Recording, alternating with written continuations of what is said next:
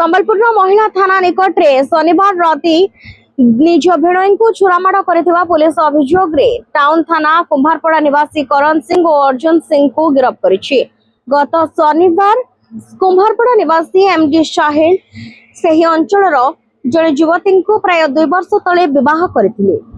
उभय स्वामी और स्त्री मध्य विवाद हेबारु महिला थाना को गत शनिवार राति आसिथिले। एठारे पुलिस मध्यस्थतार उभयंकर आपस मिलामिशा हेबारु राति प्राय 11टा समय थाना बाहरी जाइथिले। हेले थाना बाहरिबा परे साहिल रसड़ा करण सिंह भिणई को पछपटु छुरी रे आक्रमण करथिला। जीवन बचाइबा को उद्यम करी तुरंत महिला थाना मध्य को दौड़ी जाइथिले। पुलिस तांको जिला मुख्य चिकित्सालय को नहीं चिकित्सा करथिला। ए घटना परे आक्रमणकारी माने फेरार मारिथिबा बेले गतकाली राति समयरु सेमानंको टाउन पुलिस गिरफ्त करथिला। आज उभय को अदालत को चालान करा जिवो बोली टाउन थाना पुलिस कहिछि।